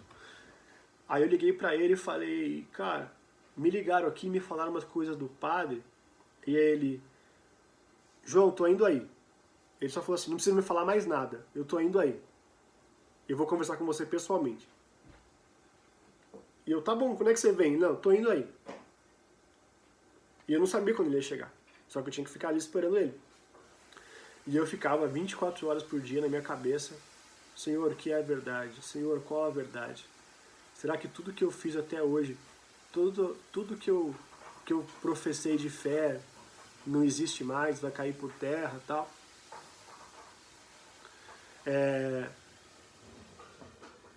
A gente tinha uma rotina na casa, como eu era motorista, eu tinha carteira de motorista, né? Tenho carteira de motorista. Nem todo mundo dirigia. A gente todo dia de manhã tinha que buscar pão lá em Cotia. Quem morou em Cotia lembra disso. Tinha que buscar 2 caixonas de pão lá que a gente recebia de doação. Só que tinha que todo dia, exatamente, acho que era 7 da manhã, um horário bem cedo, passar numa padaria municipal lá, pegar os pães e levar para casa. E era bem cedinho, acho que era 6h15 da manhã, tinha que fazer isso, 6h30 da manhã. E logo do lado da casa de Cotia tem um Carmelo, que é uma outra casa, um mosteiro, na verdade, de monjas, de freiras carmelitas. E a missa lá acho que era 7 horas, ou 7h30. Enfim, nesse dia eu tava na escala de ir buscar pão. E quem lembra de Cotia, quando a gente sai da casa lá, é um puta subidão assim pra direita, e aí você desce na principal, vira pra direita, né, pro Carmelo. E minha vida tava uma merda, eu tava todo dia trabalhando por trabalhar, exausto, não tava adorando, só ia na missa porque tinha que ir, e eu virei tipo, eu tava no automático, sabe? Não tava mais pensando no que eu fazia. E nesse dia, eu nunca esqueço, nunca vou esquecer disso. Eu saí com a Kombi, da toca, eu saí na rua, e quando eu olhei pra cima assim, tava nascendo o sol, e esse irmão que eu chamei tava chegando a pé, descalço, de hábito descalço, com uma sacola de pano na mão, era assim que os freis andavam para lá e pra cá, pedindo carona e doação. Ele veio andando descalço, com o pé todo machucado, descendo a rua assim, e ele me viu na Kombi, ele me parou, e eu: irmão, né, tipo, né, você vê, aí eu falei: quer conversar? Ele não me deu bom dia, ele não me deu: oi, tudo bem, Deus abençoe, não. Eu parei a Kombi assim, e aí ele só me olhou e falou: eu vim pra conversar com você, quando você quer falar? Agora? E eu: não, tipo, eu tenho que buscar pão. Aí ele: tô te esperando, quer que eu vá junto? Eu falei: não, eu vou na missa no Carmelo, aqui do lado, então. Eu vou pegar pão, eu volto, e aí a gente vai pro Carmelo. E aí a gente conversa depois, pode ser? Ele: tá bom, tô esperando. Aí eu fui, busquei pão e tal, e aí a gente foi pro Carmelo, rezando o terço, tava cheio de religioso, então não tinha como tocar nesse assunto. E a gente então fomos pra missa, e eu só ficava dentro de mim, Jesus, qual que é a verdade? Qual que é a verdade? Qual que é a verdade? Me fala a verdade. Aí eu lembro que aquela missa, lá no Carmelo, eu recebi a Eucaristia e fui ajoelhar lá fora, na portinha do Carmelo, assim, tava nascendo o sol de manhã, gostoso. Quando eu ajoelhei e fiz assim, Jesus gritou dentro de mim, assim, falou, eu sou a verdade. Ele só falou isso. Eu sou a verdade. Tem uma passagem, né, que fala, eu sou a verdade, eu sou o caminho, a verdade e a vida. Quando eu ouvi o próprio Deus que eu recebi falando, eu sou a verdade, toda aquela angústia, agonia, dúvida, todo aquele medo que eu tinha de ter desperdiçado 2 anos da minha vida, tudo aquilo que tinha, o capeta tinha jogado na minha cara, não existia mais. Não existia mais. Porque independente do padre, independente do fundador, independente do testemunho, independente do padre pedófilo, independente do pároco que desviou dinheiro, independente da história da igreja que os papas vendiam lugar no céu, independente de Lutero, independente do que quer que seja. Naquele dia Deus falou de novo, eu sou a verdade.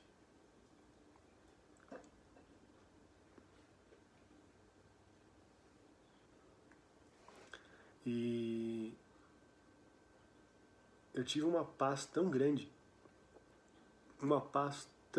dentro de mim, que depois da missa, então, eu fui conversar com o irmão e ele perguntou, e aí? E ele falou, meu, Jesus acabou de me falar ali que ele é verdade, não precisa conversar não, estamos de boa já, eu já entendi aqui, não precisa falar mais nada. Aí ele, não, me conta o que aconteceu.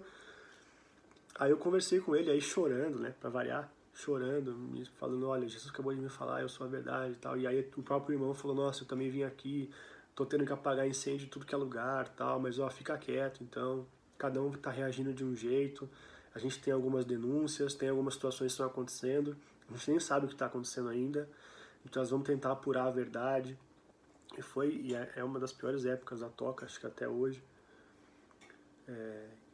E época que você tem uma ideia, nessa época a gente eram o quê? Uns 30, 40 religiosos.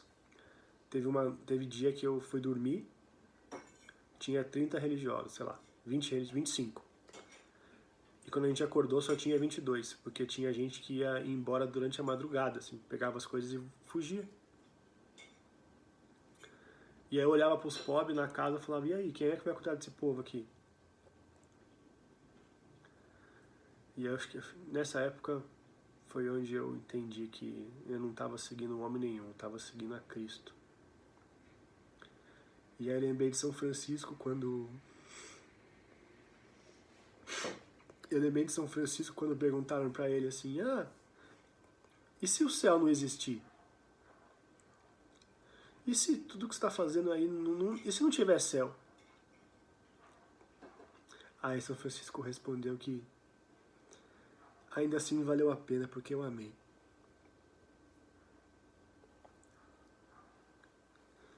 E... cara, eu duvidei da minha fé ali.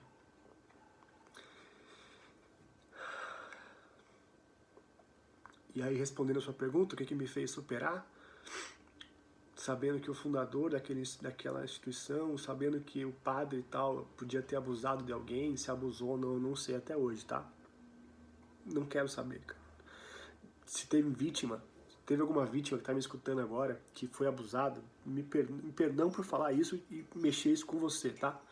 Eu não quero causar nenhum tipo disso, de angústia e agonia para isso que você pode ter sofrido, tá? Eu não estou negando o fato, muito pelo contrário. Eu estou saindo do fato e olhando para a situação e tentando perdoar esse homem que fez isso, então, e tentando olhar para a minha história com Jesus e falar: creio em Deus. Apesar dos homens, eu creio em Deus. E o homem que tinha me apresentado a Deus lá nos Estados Unidos, quando eu lembro que eu falei daquele retiro, foi esse mesmo homem que agora estava sendo chamado de pedófilo, chamado de abusador e tal. Ali eu duvidei da minha fé.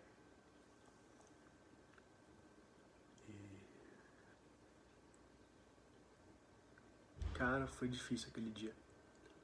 Eu acho que eu superei isso, graças a Deus.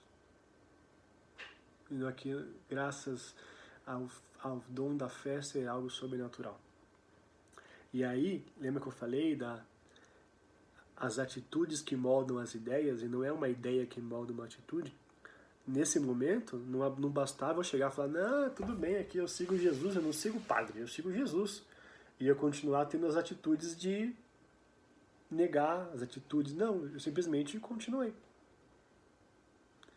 E com essas atitudes me levaram a falar disso, e aí depois vieram outros religiosos conversar comigo, e eles viram: João, você está sabendo já? Eu vi que você está meio diferente aí. E, cara, eu entrava na capela, eu chorava de obrigado, Jesus, eu te amo, Jesus, eu te amo, e eu quero estar aqui com você. E eu nunca esqueço o evangelho que me veio depois, refletindo isso, aquela passagem dos apóstolos no mar, com Jesus no barco, e o pau quebrando lá fora, tempestade, tormenta, chuva, e os apóstolos tudo morrendo de medo, porque iam morrer. Mas Jesus estava dormindo no porão do barco, com a cabeça apoiada no travesseiro. E o Filho do Homem não tem onde repousar a sua cabeça, mas Jesus estava ali dormindo naquele barco. E os apóstolos acordaram Jesus correndo e falaram: Jesus, salva-nos, pois vamos perecer. Jesus levantou, ordenou que as águas se acalmassem, olhou para os apóstolos e falou: quem sou eu? Eu tô aqui, porra. Vocês seguem a quem? Vocês ainda não entenderam o que eu estou fazendo aqui? Vocês estão com medo da onda? Vocês estão com medo do vento? Deus está aqui no barco, vocês estão com medo de afundar o barco?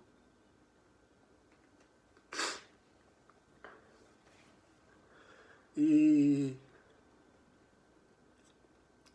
todas as vezes que eu tenho uma crise na minha vida, eu lembro nessa época que eu estava na toca e eu olhava para a capela e falava: ah, o pau está quebrando mesmo, mas Jesus está aqui no sacrário, ó. Enquanto Jesus estiver no sacrário, tá tudo bem. O resto é ruído, é barulho, é o capeta gritando, aí é o demônio gritando. Que não existe nada de fé. Aliás, falar de demônio é fogo, né? Anota aí, podemos falar disso depois. Mas se você acha que o demônio não existe, escolhe seguir Jesus, você vai ver o que acontece na sua vida. Você vai ser gostoso. Você vai ser fácil. Se o demônio é o pai da mentira, a maior mentira do demônio é você acreditar que ele não existe. E não tem como acreditar se você fala assim, porque é engraçado isso, né? No consciente comum, coletivo, as pessoas estão cagando para Deus. Ah, Deus, aleluia, o Padre Marcelo, tem anjos voando nesse lugar aqui, os animaizinhos subiam de 2 em 2. Todo mundo tira sarro do padre. Todo mundo tira sarro, né? Mas aí quando você vai pegar um filme de exorcismo, você vai falar do demônio, quando você vai num retiro lá nos Estados Unidos, quando você vai num retiro aqui no Brasil, e aí o capeta começa a gritar lá no exorcismo, ou quando tem uma manifestação, se eu te falar das coisas que eu já vi, o pessoal fica tudo, nem fale disso, ai, morro de medo dessas coisas. Engraçado, né? Você tem medo do capeta, acredita nele, o Deus que criou tudo você não acredita. Preguiçoso. Isso aí é coisa de gente fraca, gente rasa. Porque para Deus, pro demônio existir, tem que ter Deus, porra. Como é que você vai acreditar numa coisa e não acreditar na outra? Não é um anjo que caiu? Se o mal existe um anjo que caiu, quem que criou esse anjo? A maior mentira de demônio é, primeiro, que ele quis ser como Deus, que ele tem o mesmo poder de Deus. E é isso que ele fala até hoje. E outra coisa, que ele é uma mentira, que ele não existe. Porra, que preguiça, tipo, junta as pontas, é lógico isso, entendeu? Mas enfim, nessa época foi uma merda. E eu duvidei da minha fé ali, cara.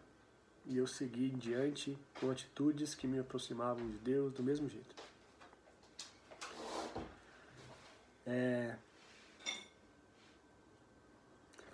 Depois da toca eu fui pro seminário. Tem uma diferença entre toca e seminário, depois eu posso falar disso. Como foi difícil para mim vir para a diocese aqui, eu sou muito grato a todos os padres que me acolheram, muito, muito.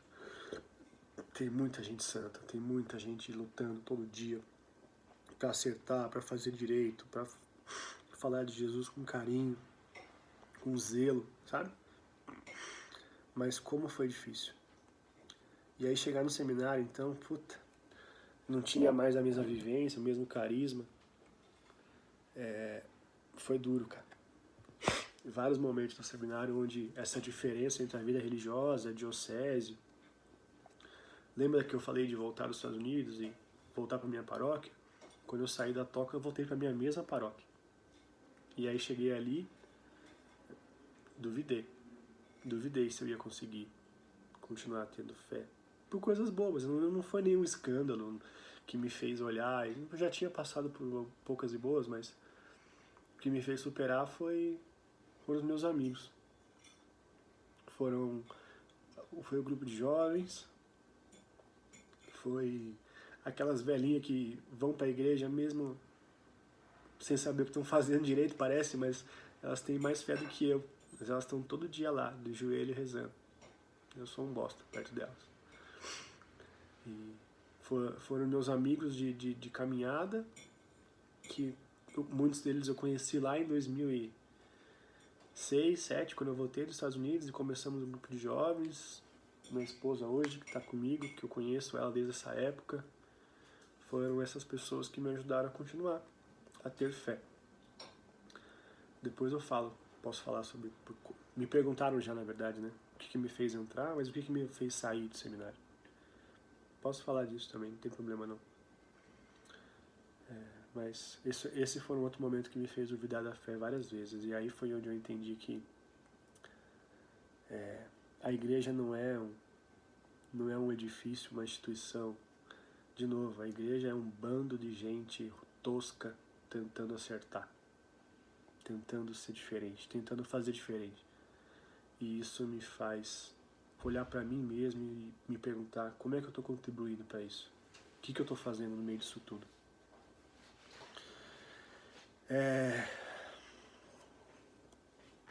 Será que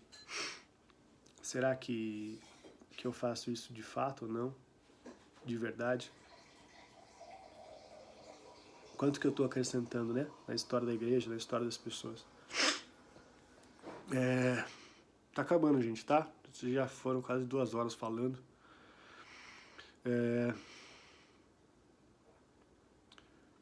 No seminário foi muito difícil. Tive momentos também de questionamento. Ali foi onde eu acho que eu tive a minha... Eu já tinha tido esse sofrimento na toca aí na época com todos os que eu passei, assim. Não foi isso que fez me sair da toca, tá? Antes qualquer pessoa veio com uma conclusão precipitada aí de que ele saiu da toca por causa disso. Não foi. Eu fui da toca pro seminário por outro motivo. Porque apesar do serviço que a gente fazia na toca, apesar do todo o trabalho, eu sentia que era muito... que eu podia fazer mais. E não era mais braço, tá?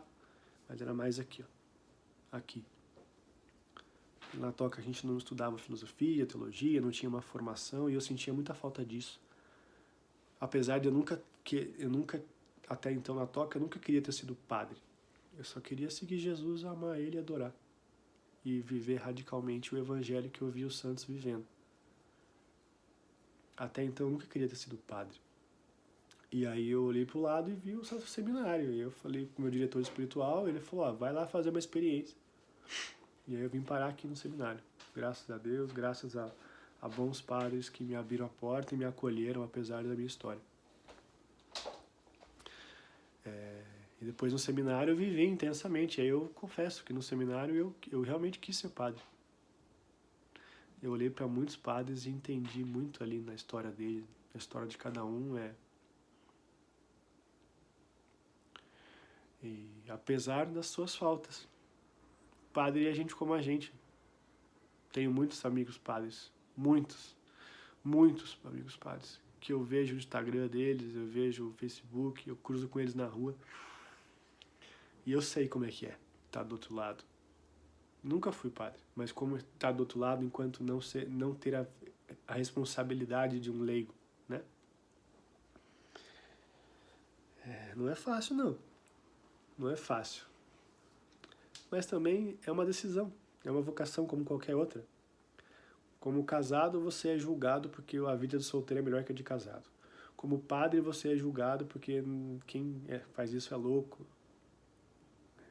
não tem desejo sexual, ou é avarento.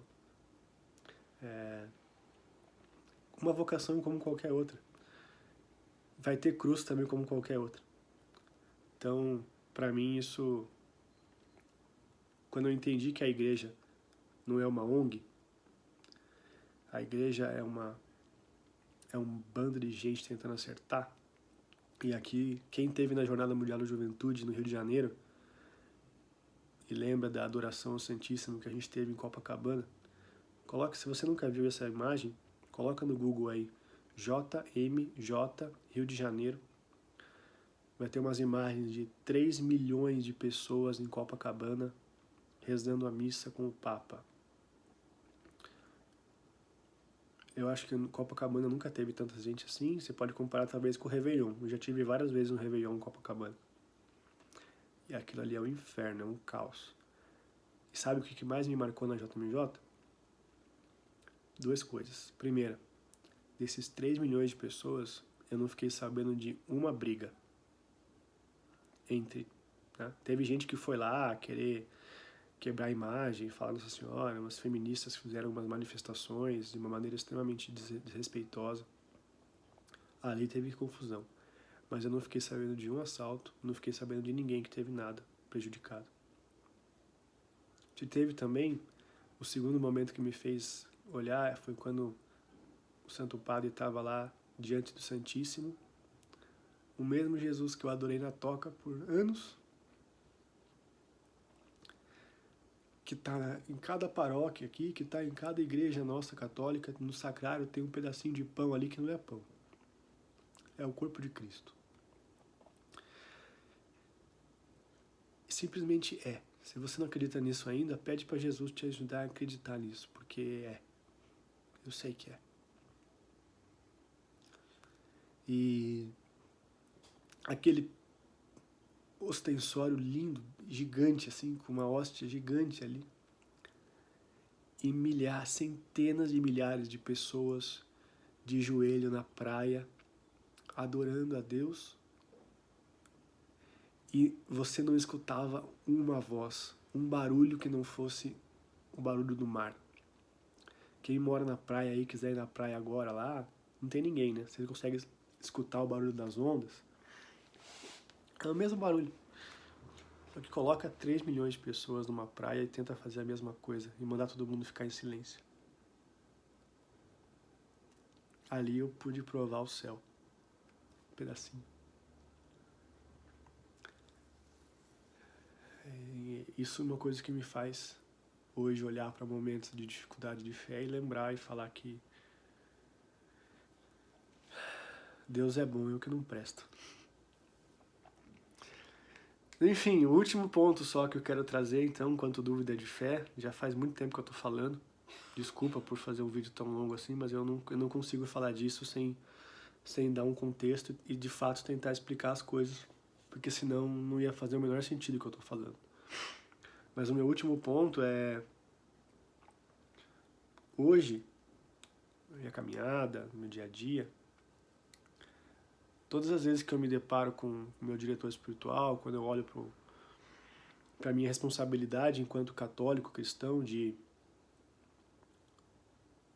confessar e de manter uma vida ativa de quem acredita, todas as vezes que eu me vejo fazendo um exame de consciência para fazer uma confissão, né? O que é a confissão? Quando você vai diante do padre e fala, padre, eu pequei. E não é ali o padre não é o padre, né? Ele está representando Jesus. Como todo qualquer padre, apesar dele, você olha para ele, você vê um homem, barrigudinho. Você vê um homem ali vestido de qualquer jeito. Né? O padre é um padre de batina, de casula, paramentado ou de bermuda e regata. É o padre. Mas ele representa alguém. Ele recebeu uma unção, ele recebeu esse sacramento, ele recebeu essa verdade pela sucessão apostólica, como a igreja nos ensina. E aí a regra na igreja é que a gente se confesse pelo menos uma vez por ano. Agora na Páscoa, por exemplo, mas um bom católico se confessa muito mais vezes. Porque o pecado nos afasta de Deus. Depois a gente pode falar disso também. Mas todas as vezes que eu me deparo diante de uma falta minha, seja julgar um padre porque ele reza a missa de um jeito que eu acho que é desleixado. De novo, quem sou eu para julgar um padre, mas isso é ato que eu tenho que confessar. Todas as vezes que eu olho para uma pessoa e julgo ela por ela ser alguém do jeito que ela é, ou, sei lá, sou casado, quais são as minhas obrigações de casado? Sou filho dos meus pais, quais são as minhas obrigações como pai, honrar pai e mãe, né? Olha os 10 mandamentos ali e se pergunta se você já viveu aquilo. Todas as vezes que eu me vejo fazendo um exame de consciência, eu duvido da minha fé. Porque será que eu tenho que confessar isso mesmo? Será que isso é pecado? Como é que é a contrição, né? Será que você confessa por contrição ou por atrição, né? Que é o medo do inferno? Você se confessa porque você crê em Deus ou você confessa porque você acredita num compêndio de regras, um livro desse tamanho que fala assim, o catecismo da igreja tem essas regras aqui, ó. Se você não viver isso, você não é um bom católico. Você se confessa por causa disso? Você se confessa porque você tem medo do inferno? Ou você se confessa porque é bonito? Ou você se confessa porque você tem que desabafar? Todas as vezes que eu me deparo diante disso, eu me sinto duvidando da minha fé.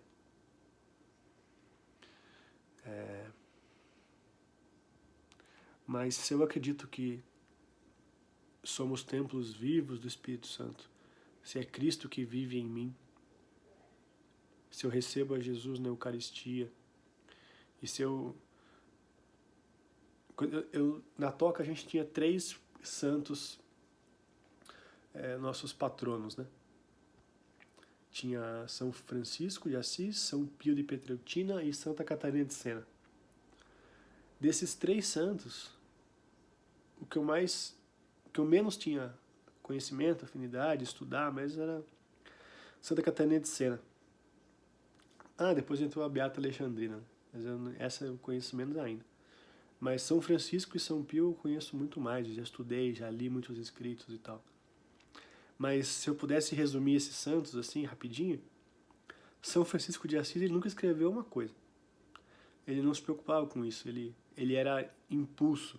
São Francisco é impulso, é atitude, é agir. São Francisco uma vez chamou um frei para ir pregar numa cidade, e aí ele pegou esse frei e andou pela cidade. E aí no final ele falou, obrigado, valeu, ótima pregação que a gente fez hoje.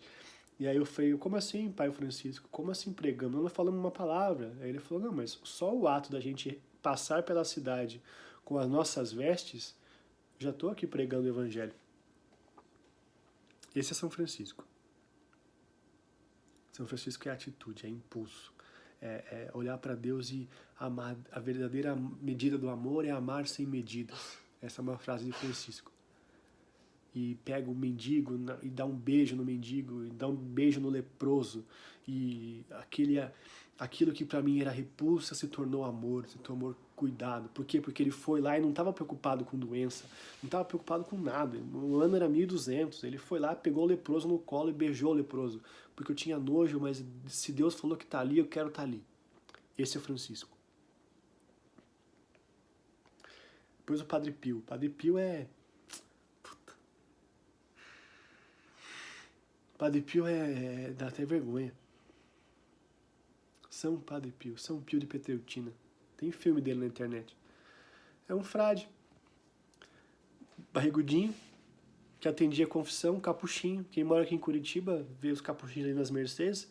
Quando você passar ali na frente, e quando você vê ali os freis, ou for lá na fila para abençoar teu carro, ou achar que um franciscano cuida dos animaizinhos, pelo amor de Deus, cara. Você não sabe de nada. Padre Pio é sofrimento, é amar a Deus apesar das dores. O demônio dava uma surra no Padre Pio, literalmente, pegava e falava que se tivessem dois como você, o meu reino estava acabado. Um padre barrigudinho, trancado num mosteiro, atendendo confissão e falando de Jesus. São Pio. Morreu agora, em 1960, tá? São Francisco é de 1200. São Pio é de 1960. Sua mãe e seus avós eram mais antigos que São Pio. E Santa Catarina de Sena, estou falando isso porque eu quero encerrar aqui, mas quando eu falo da confissão, dessa luta de ser o que eu tinha que ser, tem uma frase de Santa Catarina de Sena que fala assim: se fôssemos o que deveríamos ser, colocaríamos fogo no mundo. Essa frase sempre mexeu muito comigo, porque Santa Catarina de Sena, ela era analfabeta, mas a santidade dela era tanta, a vontade de inflamar, o amor de Deus era tanto, que uma das milagres, das situações que ela viveu era que ela mandou cartas pro Papa. Naquela época o Papa estava bem saidinho, fazendo uma merda, o Papa estava fazendo bobeira, e Santa Catarina de Sena mandou cartas pro Papa falando: você não pode fazer isso, você tem... E ela deu uma puta bronca no Papa, assim, e botou o Papa no lugar dele, uma freira analfabeta. Quem é você para julgar o Papa? O que você já fez para tentar melhorar o mundo, ou tentar seguir Jesus melhor que o Papa? Ah, é porque o Papa, eu gosto mais do Papa... Esse Papa Francisco que eu gosto. O Papa Bento, não. O Papa Bento tinha cara de mal. Vai tomar no seu cu, você não sabe nada que está acontecendo na vida do cara. Isso aí é preguiça, isso aí é falta de o que fazer. Isso aí é olhar para a igreja com um olhar de Rede Globo e achar que você entende alguma coisa. Você não sabe metade das coisas.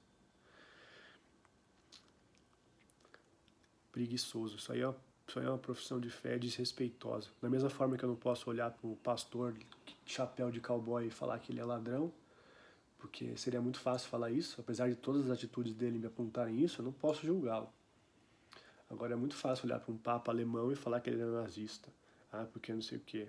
Se vocês soubessem metade do que o Papa Bento fez pela igreja, vocês caíam de joelhos. Mas enfim, se fôssemos o que deveríamos ser, colocaríamos fogo no mundo. E aí tem uma outra frase do Dalai Lama, que perguntaram para ele... Não, Dalai Lama não. Mahatma Gandhi. Do Gandhi. Perguntaram o que ele achava do cristianismo. Eu não lembro exatamente, deixa eu ver a resposta dele, que até acho na internet que devo achar. Mas ele fala que se os cristãos vivessem o que eles pregam, o que está no evangelho, ele mesmo podia ser cristão. Ele mesmo queria ser cristão. Tipo. E aí, essa frase eu fiquei sabendo quando eu era adolescente. E ali esse foi uma das frases que me fizeram olhar para o cristianismo e falar assim: as minhas atitudes têm que mudar a minha ideia. Foi uma frase do Gandhi uma vez que eu li. Aqui, ó, a frase de Mahatma Gandhi. Amo o cristianismo, mas odeio os cristãos, porque não vivem segundo os ensinamentos de Cristo. Sabe de quem que é a culpa que a igreja hoje é estereotipada? Sabe de quem que é a culpa que os católicos e os cristãos até são julgados pelas suas atitudes? É minha, é sua. Porque se você se diz cristão, católico aí de IBGE, qual que é a sua religião? Põe católico aí, porque eu sempre fui católico, minha vida foi católica. Sua culpa é sua. É você que está acabando com a imagem da igreja. É você que está acabando com o ensinamento de Jesus. É você que está fazendo isso. Eu estou fazendo isso. Quando eu sou responsável, quando eu não transmito a minha fé. E eu não sou perfeito, tá? Eu também tenho um grupo de WhatsApp que fala merda, eu também tenho um grupo de WhatsApp que manda merda, que manda zoeira, eu também tenho que me policiar todo fucking dia.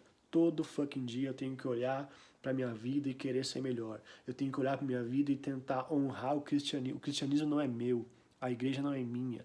A gente, na igreja, a gente conta a mesma história. Faz 2000 anos que a igreja conta a mesma história. Tem uma frase tem um momento na vida de São José Maria Escrivá que ele falava, né, que ele chegava para a empregada na casa dele e falava para a empregada, era uma mulher analfabeta, uma diarista lá na casa dele, e falava assim: conta pra gente aquela história. E ela contava a mesma história sempre. Ele cresceu ouvindo essa historinha.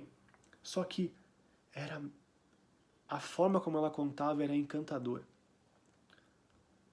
A Igreja Católica, o cristianismo, conta a mesma história fazem 2000 anos. Hoje é Sexta-feira Santa, fazem 2000 anos. A credibilidade da Sexta-feira Santa ser o que ela é hoje para mim, para você, é porque alguém um dia quis contar essa história direito. Então, se você está achando que hoje é feriado porque é feriado, se você ainda não entendeu o significado disso, fazem 2000 anos que tem gente morrendo, dando a vida pelos outros e tentando seguir esse homem por causa disso. Você pode não querer ser cristão, você pode não entender o cristianismo, ter outra profissão de fé. Bem, cara, mas essa é o verdadeiro cristianismo. É aquele que vai atrás da atitude que muda uma ideia. Porque o cristianismo não é uma ideologia, é uma pessoa, Cristo está vivo, Deus está vivo, ressuscitou. Tem muita história, fatos e argumentos históricos que comprovam isso. Se você acha que porque não dá para acreditar na igreja, olha só, o Vaticano é tudo dourado, aquilo ali é rico. Para com isso, cara. Para com isso. A igreja é... Sabe o que quer dizer a palavra paróquia? Acampamento. Ou seja, se nos tirássemos a igreja, se nos tirássemos nossas paróquias, se a gente tivesse que voltar a celebrar nas catacumbas, escondido, como tem muito país no mundo fazendo, ia acabar a Igreja Católica? Você ia duvidar da sua fé? Não ia mais ter Sexta-feira Santa? Muito pelo contrário. Enfim, chega disso tudo. Eu vou encerrar aqui, já fazem mais de 2 horas que eu estou falando. Eu espero ter respondido a sua pergunta, cara. Se eu já duvidei da minha fé. Sim. Nesses momentos aí foram para mim os mais pesados. Se eu deixei algo muito aberto, por favor, vocês me avisem. Novamente, obrigado. Obrigado por esse momento, por a gente estar refletindo isso. Pessoas que estão participando, eu não sei até onde eu vou conseguir levar isso, mas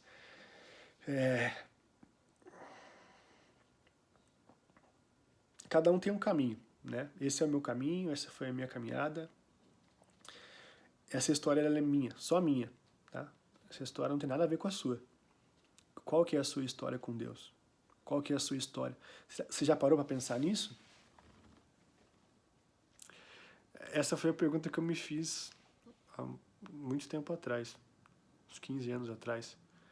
Será que a fé que eu vivo é a que eu recebi dos meus pais? Ou ela é minha? É muito fácil olhar para a fé dos outros, olhar para a fé que você recebeu e falar assim: isso aí eu não acredito mesmo. Eu vou ser ateu. Isso aí não é porque na igreja católica nunca me acolheram. Ah, porque o católico não lê a Bíblia. Não sabe de nada, cara. E não tô falando isso pra afrontar ninguém, tá? Desculpa se isso soou assim agressivo, mas... Ai, ai. Se fôssemos o que teríamos que ser, colocaríamos fogo no mundo. Hoje, às 3 da tarde, a igreja inteira no mundo celebra a crucifixão e morte de Jesus. E quando a gente estiver hoje às 3 da tarde, daqui a pouquinho, já são quase 10 para as 2 que eu estou acabando esse vídeo. Quando a gente estiver hoje escutando a Via Sacra de novo, e Jesus estiver na cruz e gritando lá, meu Deus, por que me abandonastes? Tem um cidadão do lado dele chamado Dimas, que no meio daquele caos do Calvário, no meio daquela cena absurda,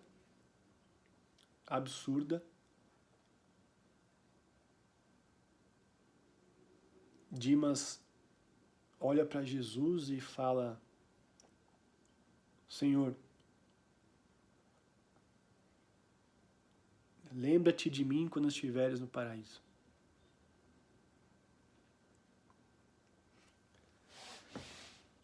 Não importa o passado daquele homem, a Bíblia nunca quis trazer o passado. Ele era um ladrão, estava ali crucificado, merecia estar ali.